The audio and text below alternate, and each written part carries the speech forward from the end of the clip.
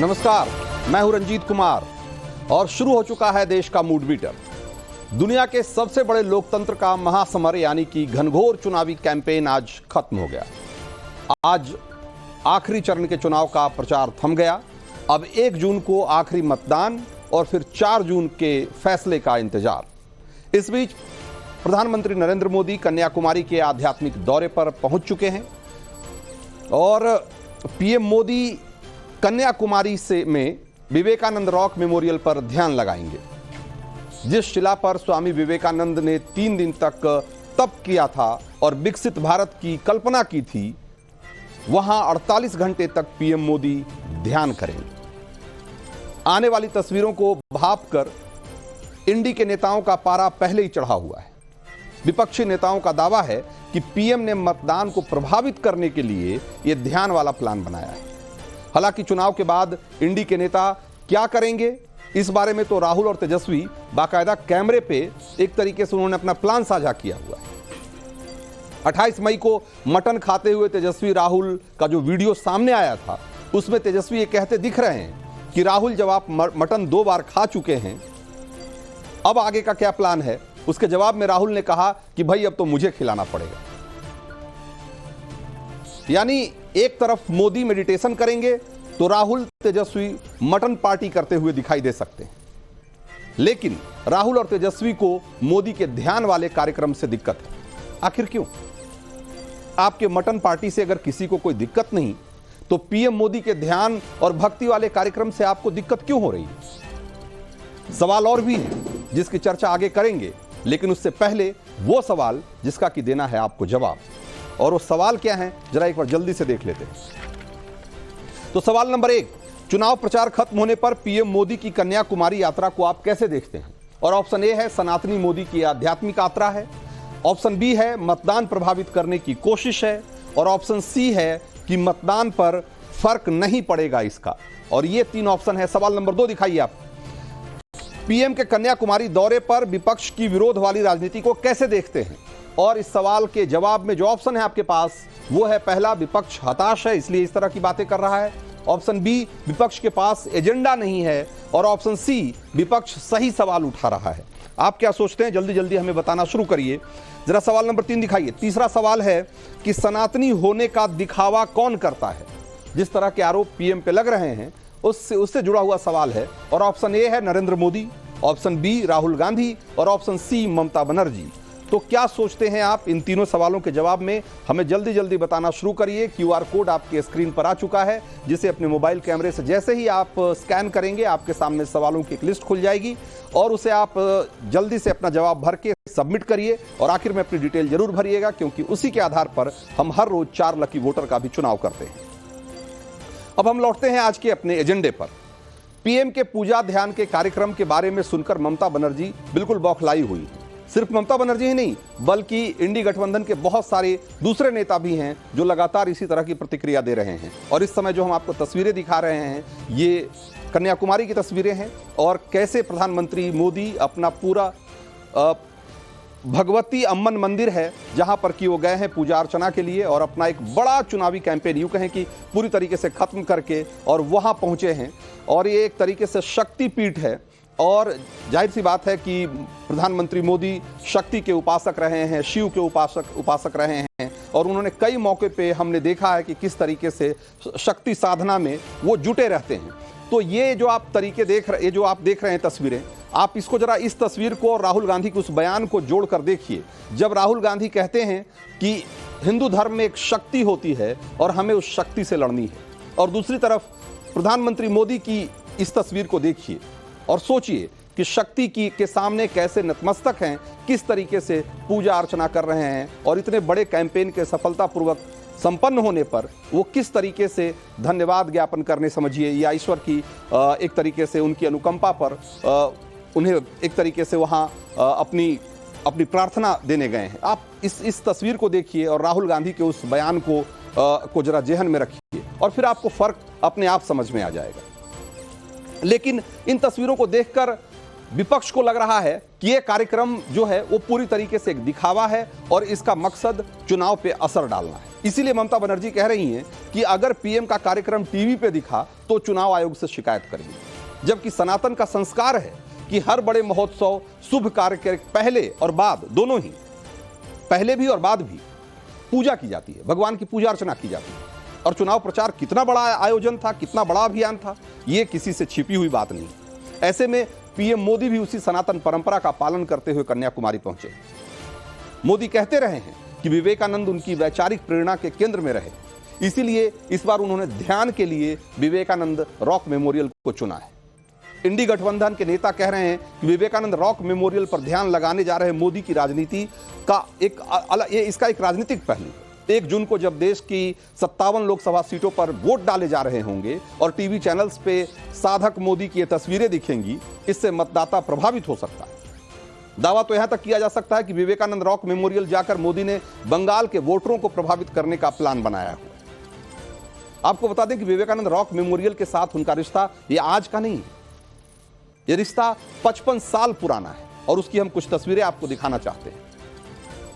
इस तस्वीर को देखिए, सबसे साइड में जो आदमी आपको दिख रहे हैं दाढ़ी में, ये नरेंद्र मोदी।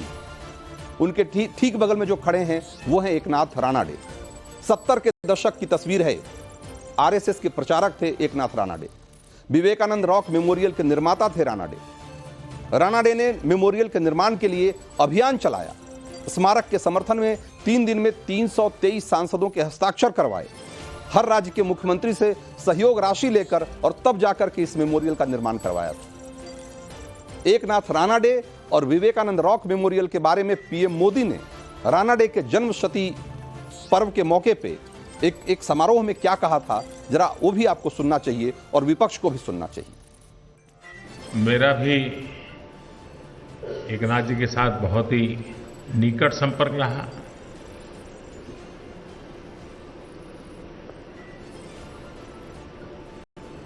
और मैंने हमेशा पाया कि वो परफेक्शन के संबंध में इतने आग्रही रहते थे। जब विवेकानंद रॉक मेमोरियल पर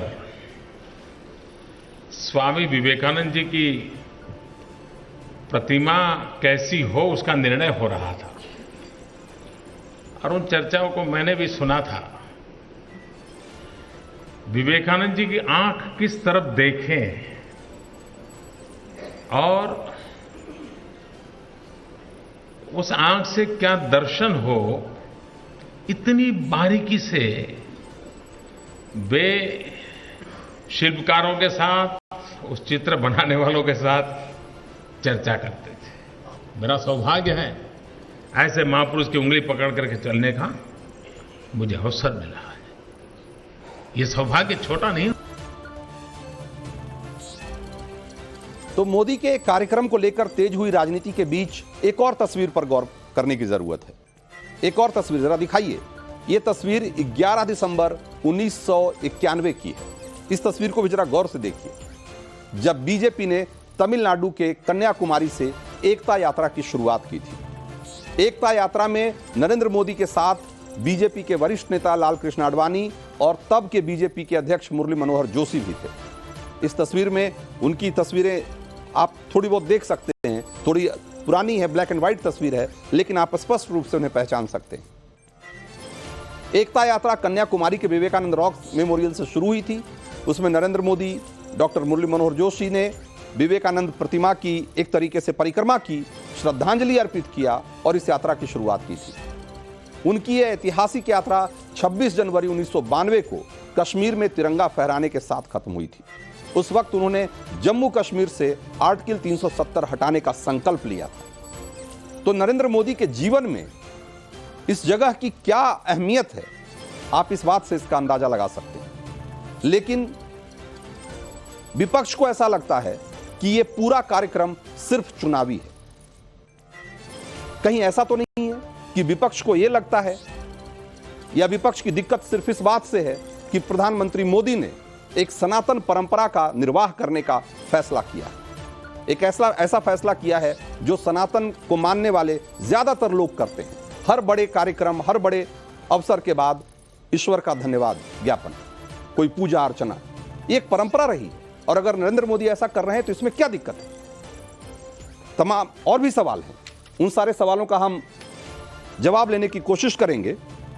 और हमारे साथ आज कुछ खास मेहमान हैं इसके लिए। प्रेम शुक्ला हैं, प्रवक्ता हैं बीजेपी के, ममता काले राजनीतिक विश्लेषक हैं, लोकेश जिंदल कांग्रेस के नेता हैं और तौसीफ खान राजनीतिक विश्लेषक के तौर पे हमारे साथ मौजूद हैं। आप सब लोगों का बहुत बहुत स्वागत है। लोकेश जिंदल भाई, क्या विपक्ष की सारी परेशानी इसलिए है क्योंकि प्रधानमंत्री मोदी एक सनातनी परंपरा का निर्वाह कर रहे हैं, एक ऐसा आयोजन या एक ऐसा अनुष्ठान करने जा रहे हैं जो सनातन को मानने वाले हर व्यक्ति के लिए बहुत ही स्वाभाविक है ऐसा करना। क्या सिर्फ इस बात से आप परेशान हैं, या आपको यह लगता है कि मोदी के इस कार्यक्रम से आप एक तरीके से आपके लिए जो एक आपने ये बनाने की कोशिश, एक माहौल बनाने की कोशिश की है, वो उसको नुकसान होगा? रंजीत कुमार जी, अगर मैं सनातन धर्म की परंपरा की बात करूं तो एक मूल भाव जो सनातन धर्म को बाकी सभी धर्मों से अलग करता है वो ये है कि जो ब्रह्म की उपासना करता है वो माया से विमुख हो जाता है। वह योगी योग सांसारिक चीजों की तरफ नहीं बल्कि ब्रह्म की तरफ लगाता है। तो इसीलिए हमारे सनातन धर्म में ब्राह्मण, क्षत्रिय, वैश्य, ये इस तरह से वर्ण को अलग अलग किया गया था कि ब्राह्मण केवल ब्रह्म की तरफ ध्यान लगाएगा, क्षत्रिय जो है राजकारण में जाएगा, वैश्य जो है वो सांसारिक अपने कर्तव्य निर्वाह करेगा। कहीं भी धर्म और राजनीति का समावेश सनातन धर्म में नहीं है। ये आपको अब्राहम धर्मों में दिखने को मिल जाएगा कि जहां पर धर्म और राजनीति को एक साथ जो है मिलावट की जाती है, लेकिन सनातन धर्म में इस परंपरा का कहीं भी उल्लेख नहीं है। और मैं चैलेंज करता हूं, ऐसा कोई भी व्यक्ति किसी भी दर्शन शास्त्र द्वारा ये सिद्ध कर दे कि सनातन धर्म में जो है आध्यात्म और राजनीति का समावेश था। उस समय मैं खुद राजनीति में कभी नहीं। लेकिन लोकेश जिंदल, एक धार्मिक और आध्यात्मिक व्यक्ति राजनीति नहीं कर सकता है? ये किस सनातन की किस किताब में लिखा हुआ है रंजीत जी? भाई, 21 धार्मिक किताब में लिखा हुआ है कि जो राजनीतिक व्यक्ति होगा वो धार्मिक नहीं होगा, वो आध्यात्मिक नहीं होगा। रंजीत जी, जब आप सनातन धर्म की बात करते हैं तो एक गृहस्थ द्वारा सनातन धर्म को प्रैक्टिस करना और एक व्यक्ति जो अपने आप को योगी कहता है और अपने आप को कहता है कि वो सभी सांसारिक मोह माया से बहुत दूर है और वो उसका केवल जो है ध्यान ब्रह्म में है। इन दोनों मैं कह रहा हूं कि धार्मिक प्रवचन की बात नहीं करेंगे, आप राजनीतिक बात करिए। मोदी, अगर आप कह रहे हैं कि आप राजनीतिक कारणों से उनका विरोध कर रहे हैं तो आप सिर्फ ये बोलिए ना, आप ये बोलिए कि चूंकि सनातन परंपरा का पालन कर रहे हैं इसलिए आप विरोध कर रहे हैं। हम इस बात का विरोध करते हैं कि बार बार सनातन धर्म का उपयोग कर भाई आपके बयान को आप जो कह रहे हैं, आपके विरोध को उन बयानों के संदर्भों में क्यों नहीं देखा जाना चाहिए लोकेश जिंदल, जो आपके पार्टी और आपके गठबंधन के लोग समय समय पर देते रहे हैं? भाई ये राजा कहते रहे हैं कि भाई ये इंडी गठबंधन बना ही है सनातन को खत्म करने के लिए, हिंदुइज्म को खत्म करने के लिए। भाई आपके पार्टी के लोग ये कहते रहे हैं कि उसकी हिंदुइज्म की तुलना जो है महामारी से करते रहे हैं। आपकी पार्टी के लोग सनातन को लेकर और हिंदुत्व को लेकर किस तरह के बयान देते रहे, इसके दर्जनों मामले हैं। तो भाई जब आप आज इसका विरोध कर रहे हैं तो सनातन विरोध के तौर पे क्यों नहीं देखा जाना चाहिए? देखिए रंजीत जी, मैं तो ये कहता हूं कि धर्म को राजनीति में लाना ही नहीं चाहिए। फिर धर्म और राजनीति का ये धर्म और राजनीति वाला ये जो डिबेट है ना लोकेश जिंदल, ये कई साल पहले इस देश के डिस्कोर्स से, जो ना पब्लिक डिस्कोर्स से आउट हो चुका है। ये आउट ऑफ सिलेबस मत जाइए। ये अभी एक सवाल है कि भाई क्या आप इसका विरोध सिर्फ इसलिए कर रहे हैं क्योंकि प्रधानमंत्री मोदी एक सनातनी के तौर पे अपने को पेश करने में उन्हें कोई झिझक नहीं होती, क्योंकि क्योंकि गर्व के साथ अपने को हिंदू के तौर पे पेश करते हैं, और ये बात हजम नहीं होती आपको। रंजीत जी, मॉडल कोड ऑफ कंडक्ट की अगर मैं बात करता हूं उसमें स्पष्ट लिखा हुआ है कि प्रचार करते समय कभी भी धार्मिक आस्थाएं। अरे तो प्रचार तो खत्म हो गया भैया, आज तो प्रचार तो खत्म हो गया। किसी भी प्रेम शुक्ला, प्रचार आज खत्म हो गया। तो मॉडल कोड आज प्रचार खत्म हो गया, लेकिन इनको अभी भी लगता है कि अगर प्रधानमंत्री वहां जा रहे हैं तो प्रचार ही करेंगे। देखिए, प्रधानमंत्री जी के जितने भी अनुष्ठान है, कौन सा ऐसा अनुष्ठान है रंजीत जी जिसका विरोध उन्होंने नहीं किया? श्री केदारेश्वर परिसर के निर्माण की बात हुई तो कांग्रेस और विपक्षी दलों ने विरोध किया। गंगा जी की आरती में आदरणीय मोदी जी गए तो विरोध किया गया। श्री काशी विश्वेश्वर की पूजा की तो विरोध किया। श्री महाकालेश्वर की आराधना की तो विरोध किया। श्री सोमनाथ की पूजा की तो विरोध किया। अब श्री राम जन्मभूमि तीर्थ क्षेत्र का जब उनको निमंत्रण प्राप्त हुआ और श्री राम लला विराजमान के अनुष्ठान के कार्यक्रम में प्राण प्रतिष्ठा के लिए जब जाने की तैयारी की और 11 दिन का उन्होंने जब तपस्या की आदरणीय नरेंद्र मोदी जी ने, उस समय भी विरोध किया। तो आदरणीय नरेंद्र मोदी जी, आपको ध्यान होगा 2019 के चुनाव के पहले जब वो श्री केदारेश्वर में जो है गुफा में गए, उस समय भी कांग्रेस के तमाम नेताओं ने व्यंग्यबाण कसे और विरोध किया। बस इतना ही था कि उस समय निर्वाचन आयोग के पास नहीं गए थे। इस बार निर्वाचन आयोग के पास भी शिकायत लेकर चले गए कि आदरणीय नरेंद्र मोदी जी जो हैं वो ध्यान क्यों कर रहे हैं, मौन व्रत क्यों कर रहे हैं। उनकी 206 सभाओं से, रैलियों से, रोड शो से जो है चुनाव प्रभावित नहीं हुआ, उनके मौन व्रत से चुनाव प्रभावित हो जाएगा। तो इनकी ये जो छिद्रान्वेषी वृत्ति है, ये उसकी श्रृंखला का एक और इनका कुकृत्य है। तो ये जारी रहेगा रंजीत जी, इसी तरह से छिद्रान्वेषण करते रहे ये मोदी जी का। अब इन्होंने अभी सनातन धर्म का ज्ञान दे रहे थे आदरणीय लोकेश जी। आप कृपा कर बताए, कृष्ण भगवान श्री कृष्ण जो है वो राजनीति में योगेश्वर माने गए हैं। श्री कृष्ण जी जब बाणासुर से संग्राम करने के लिए निकले तो पहले उन्होंने शिव जी की आराधना की। जितने भी संग्राम करने निकले हैं महाभारत में, अर्जुन को उन्होंने तपस्या करने के लिए भेजा, भीम को उन्होंने तपस्या करने के लिए भेजा, नकुल सहदेव को तपस्या करने के लिए भेजा। तो महाभारत के पहले पांडवों से भी उन्होंने तपस्या करवाई। प्रभु श्री रामचंद्र जी जो है रावण का वध करने निकलते हैं, उस समय भी जो है वो आप जान ही रहे हैं कि श्री श्वेतबंधु रामेश्वरम का निर्माण करते हैं। बिल्कुल, हाँ। और मुनि अगस्त उनको आदित्य हृदय स्तोत्र की दीक्षा देते हैं। हाँ। तो ये और ये परंपरा हमारे, अगर हम देखें कि पौराणिक तो है ही, आज भी आधुनिक काल में भी, आज भी जब हम हमारे जैसा, आपके जैसा एक सामान्य आदमी को जीवन में बड़ा काम होता है, कोई बड़ी घटना होती है, तो उसको लोग समझते हैं कि भाई ये ईश्वर की कृपा से ऐसा हुआ है और ईश्वर का धन्यवाद ज्ञापन करने जाते हैं, पूजा अर्चना करते हैं। तो ये तो एक सामान्य सी परंपरा है हिंदुइज्म में, इसमें कोई ऐसी नई बात नहीं है।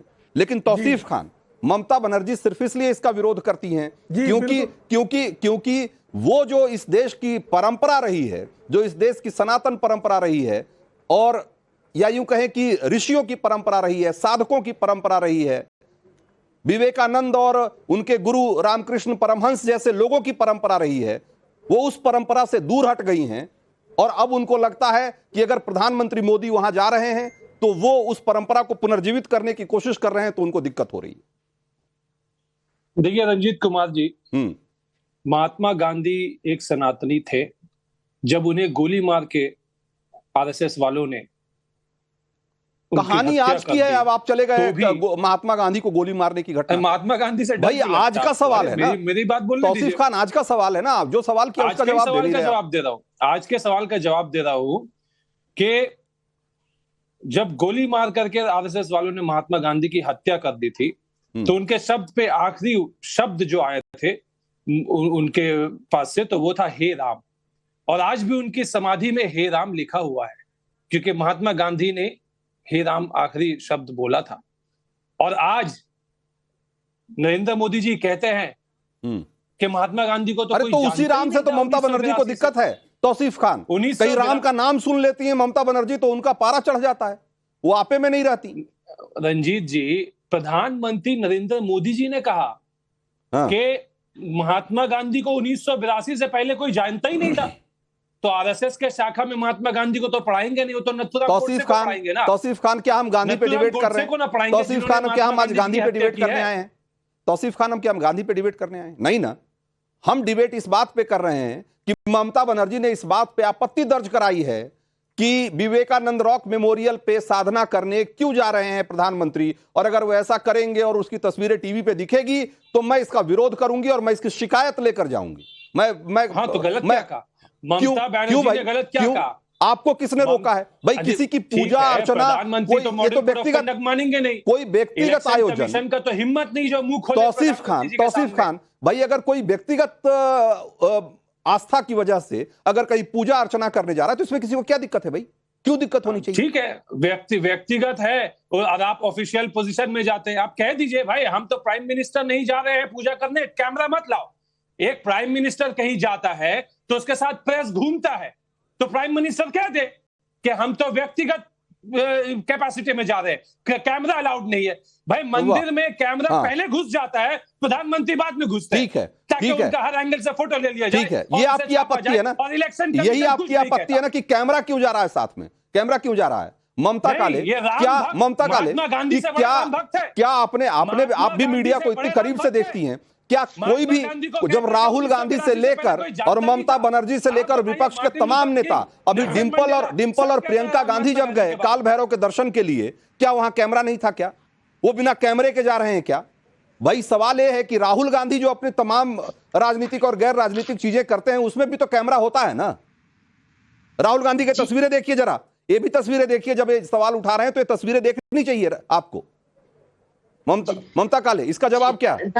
जी धन्यवाद रंजीत जी। बड़ा आश्चर्य हो रहा है कि देश के एक प्रधानमंत्री जब मौन धारण करने जा रहे हैं, ध्यान लगाने जा रहे हैं, तो उससे भी विपक्ष परेशान है। मतलब मोदी जी जब बोले तो इनको परेशानी और मौन धारण करें तो इनको परेशानी हो जाती है। कितनी घटिया ये राजनीति कर रहे हैं। देखिए महत्वपूर्ण बात ये है समझने की कि इनको विवेकानंद जी से परेशानी, कन्याकुमारी से परेशानी, हर उस सोच से परेशानी है जो देश के प्रति सोच चलती है। विवेकानंद जी केवल आध्यात्मिक गुरु नहीं थे, वो प्रचंड देशभक्त थे। वो एक ऐसे मां भारती के सच्चे सपूत थे जिन्होंने पूरे विश्व के अंदर भारतवर्ष की संस्कृति का डंका बजाया था, है ना।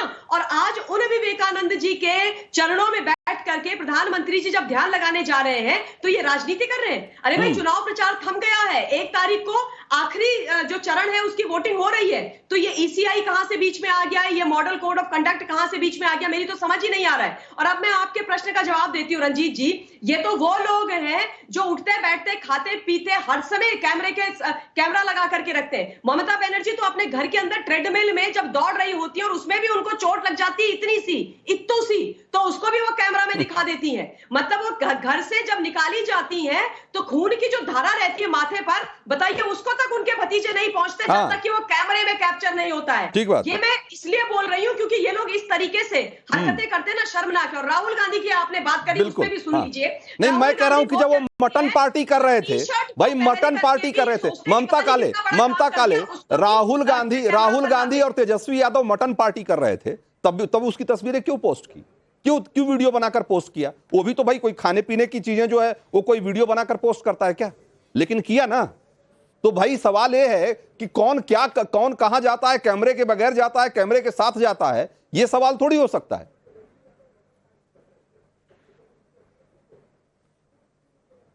ममता काले जी, हाँ रंजीत जी देखिए, सवाल ये है कि आज प्रधानमंत्री ने कहा अच्छा कि 1982 से पहले महात्मा गांधी को कोई नहीं जानता। वो अपने आप को महात्मा गांधी से बड़ा बताते हैं। वो कहते हैं कि महात्मा गांधी, भाई मोदी को कौन जानता था? तौसीफ खान, आप फिर से महात्मा गांधी पे चले गए। महात्मा गांधी का डिबेट नहीं है तौसीफ है, महात्मा गांधी का डिबेट नहीं है भाई। ये डिबेट है मोदी के विवेकानंद रॉक मेमोरियल के विजिट और ध्यान और पूजा पर। सवाल ये है जिसको लेकर आप सवाल खड़ा कर रहे हैं, जिसको लेकर ममता बनर्जी बौखलाई हुई हैं, जिसको लेकर कांग्रेस के नेता बौखलाए हुए हैं। इतना बड़ा बात लोगों का जरा लोगों का भी जरा लोगों की राय शामिल कर लेते हैं। ठीक है, लोगों की राय शामिल करते हैं जरा इस कार्यक्रम में। हमने सवाल किया था कि चुनाव प्रचार खत्म होने पर पीएम मोदी की कन्याकुमारी यात्रा को कैसे देखते हैं आप, और इस सवाल के जवाब में लोग क्या कह रहे हैं? 93% लोग कह रहे हैं कि सनातनी मोदी की आध्यात्मिक यात्रा है, और सिर्फ 2% लोग ये कहते हैं कि मतदान प्रभावित करने की कोशिश है, जो कि आरोप विपक्ष के लोग लगा रहे हैं। करीब 4.5% लोग कहते हैं कि इसका मतदान पे कोई फर्क नहीं पड़ेगा। तो ये है लोगों की राय। जरा दूसरे सवाल का भी रुझान दिखा दीजिए। पीएम के कन्याकुमारी दौरे पर विपक्ष की विरोध वाली राजनीति को कैसे देखते हैं, ये सवाल हमने किया था, और 70% लोग कहते हैं कि विपक्ष हताश है, इसलिए इस तरह की बयानबाजी कर रहा है। विपक्ष के पास एजेंडा नहीं है, इसलिए ऐसी बातें कर रहा है, ऐसा कहने वाले लोग 27% लोग हैं, और सिर्फ 2.1% लोग हैं जो ये कहते हैं कि विपक्ष सही सवाल उठा रहा है। अब आप देखिए लोगों की राय भी। और जरा तीसरा सवाल का भी जल्दी से रुझान दिखाइए। तीसरा सवाल हमने पूछा था कि सनातनी होने का दिखावा कौन करता है, दिखावा कौन करता है? उस पर 5% लोग कहते हैं नरेंद्र मोदी, 88% लोग कहते हैं कि राहुल गांधी दिखावा करते हैं, और करीब 7% लोग कहते हैं कि ममता बनर्जी। लोकेश जिंदल 88% लोग कहते हैं कि राहुल गांधी सनातनी होने का दिखावा करते हैं। और जहां तक रही कैमरे की बात, वो भी हम तस्वीरें दिखा रहे हैं, वो भी ध्यान ही लगाए हुए, ध्यान मुद्रा में ही दिखेंगे आपको कुछ तस्वीरों में। वहां भी कैमरा लगा हुआ था, जब अभी गए थे देवघर, वहां भी कैमरा लगा हुआ था, वो भी तस्वीरें दिखाई थी हमने। जरा देखिए इसको और जवाब दीजिए इसका। रंजीत जी, अभी आप दो अलग अलग बातें कर रहे हैं। शुरुआत में आपने कहा कि कांग्रेस सनातन विरोधी है, और अभी आप कह रहे हैं कि सनातनी होने का दिखावा करते हैं राहुल गांधी जी। तो दोनों में से मैं आपकी किस बात पर जवाब दूं? दोनों बातें एक दूसरे के पूरक हैं, दोनों बातें एक दूसरे से जुड़ी हुई है। जो दिखावा करता है इसका मतलब वो असली सनातनी नहीं है, वो वोट के लिए दिखावा करता है। और वो असल में विरोधी होता है, असल में विरोधी होता है, लेकिन वो दिखावे के लिए सनातनी बनता है, जो कि राहुल गांधी के बारे में लोग कह रहे हैं कि वो दिखावा करते हैं। बस आपने बिल्कुल सही बात की। जो अभी आपने क्या कहा, जो व्यक्ति दिखावा करता है वो सनातन विरोधी होता है। अभी डिबेट किस टॉपिक पर है कि हमारे प्रधानमंत्री जी जो है वे दक्षिण में गए हैं एक पूजा अर्चना करने, और वो दिखावा कर रहे हैं सनातन होने का। अब आप बताइए कि आपके खुद के तर्क के आधार पर क्या आपका कहना ये है? लोकेश जिंदल, आप गलत प्रेमाइस पकड़ रहे हैं। मैं कह रहा हूं जो लोग चुनावों में मंदिर का दौरा करते हैं, जो लोग चुनाव में मंदिर जाते हैं, वो दिखावा करते हैं, जो चुनाव बाद जाते हैं वो दिखावा करते हैं। इस देश को समझना होगा, प्रधानमंत्री मोदी चुनाव खत्म होने के बाद साधना करने गए हैं और दर्शन करने गए हैं, और राहुल गांधी चुनाव के दौरान जा रहे थे। तो कौन दिखावा करता है और कौन असली सनातनी है, ये बात किसी के समझ से परे नहीं है। रंजीत जी बीच में प्रेम शुक्ला, ये कंफ्यूजन जरा दूर करिए लोकेश जिंदल का। भाई प्रधानमंत्री मोदी चुनाव के बाद जा रहे हैं मंदिर, आपका कंफ्यूजन है रंजीत जी। और राहुल गांधी चुनाव के दौरान जाते हैं, चुनाव के बाद नहीं देखे जाते हो, चुनाव के दौरान खूब देखे जाते हैं। तो भाई दिखावा कौन कर रहा है? रंजीत जी इंडी अलायंस कंफ्यूज हो सकती है, कांग्रेस कंफ्यूज हो सकती है, राहुल गांधी कंफ्यूज हो सकते हैं, राहुल गांधी के समर्थक कंफ्यूज हो सकते हैं, लेकिन जनता कंफ्यूज नहीं है। और आप ही के अपने ओपिनियन पोल में जो आपने लिया, उसमें ज्यादा लोग किसको कह रहे हैं दिखावा करने वाला? क्योंकि श्रीमान राहुल गांधी, आपने कोर्ट के ऊपर जनेऊ बिना यज्ञोपवीत संस्कार हुए, राहुल गांधी के यज्ञोपवीत संस्कार की तस्वीर किसी कांग्रेसी के पास हो तो रिलीज कर दे। और बिना यज्ञोपवीत संस्कार के कोर्ट के ऊपर जो है यज्ञोपवीत पहनने का ये पाखंड नहीं तो क्या है? कृपा करके मुझे बता दीजिए। किसी भी पूजा में, मैं भी बहुत सारी पूजा करते रहता हूँ नियमित, सुखासन में पद्मासन में बैठे लोगों को देखा है। श्री काशी विश्वेश्वर के मंदिर में 2017 में श्रीमान राहुल गांधी गए थे, नमाज वाले आसन में बैठ गए थे। तो जिसको पूजा करते समय किस आसन में बैठना इसका ज्ञान नहीं, जो धोती पहन के चलते हैं तो लड़खड़ाने लगते हैं क्योंकि पहली बार धोती पहने होते हैं, त्रिपुंड नहीं पता, अभिषेक का जल कैसे चला जाना ये नहीं पता, तो क्या इस पाखंड को इस देश की सनातन संस्कृति में प्रखर आस्था रखने वाली जनता नहीं पहचानती है? जनता सब जानती है कि किसकी आस्था जो है वो पक्की है, कौन जो है वो उसमें विश्वास के साथ में कौन आध्यात्म को स्वीकारता है, और किसकी आध्यात्मिकता चुनावी है, बिल्कुल पाखंड बस धारण की हुई है। ये जनता को पहचानने में जरा भी समय नहीं लगता। तौसीफ खान, अगर आप फिर से गांधी पर ये डिबेट नहीं लेकर जाएं तो मैं आपसे एक और सवाल करना चाहता हूं कि ममता बनर्जी क्या सिर्फ इसलिए आज इस आयोजन का विरोध कर रही हैं क्योंकि वो खुद रामकृष्ण मिशन और बीएसएस जैसे संगठनों को ये कहती रही हैं कि ये आरएसएस के इशारों पर और दिल्ली के इशारे पर काम करने वाले लोग हैं, उनको बदनाम करने की कोशिश करती रही हैं, जिसका कि बंगाल में जबरदस्त विरोध हुआ, और उसकी वजह से वो डरी हुई है कि प्रधानमंत्री मोदी की ये आस्था कहीं उनकी नैया न डुबा दे? रंजीत जी देखिए, बीजेपी के प्रवक्ता कभी नहीं चाहेंगे कि महात्मा गांधी पे बात हो, क्योंकि वो फंसे हुए हैं प्रधानमंत्री के बयान से। वो कह रहे हैं कि भाई पाखंड जो है वो दिखावा कर रहा है। फिर आप महात्मा गांधी की बात कर रहे हैं तो मैं पूजा की बात कर, भाई मैं कह रहा हूं कि आपने रामकृष्ण मिशन को कहा कि ये दिल्ली के इशारे पे काम करने वाले लोग हैं, ये इस चुनाव में दखल दे रहे हैं, और आज जब वो विवेकानंद की समाधि, विवेकानंद रॉक मेमोरियल पर जाकर साधना कर रहे हैं मोदी, तो आपको चिंता होगी क्योंकि आप उनको बदनाम करने की कोशिश करते रहे। ठीक है, आपने सवाल पूछ लिया, जवाब नहीं दे रहे ना आप, जवाब में कुछ और बोल रहे हैं। पाखंडी जो अभी बीजेपी के प्रवक्ता ने कहा, जब प्रधानमंत्री जाते हैं बोरा कम्युनिटी के पास तो वो सर में टोपी पहन लेते हैं, जब प्रधानमंत्री जाते हैं सिख भाइयों के पास में तो वो भी सर में पगड़ी पहन लेते हैं। तो पाखंडी प्रधानमंत्री को समझा जाए या ना समझा जाए, ये वो जवाब दे दे। आपने कहा कि भाई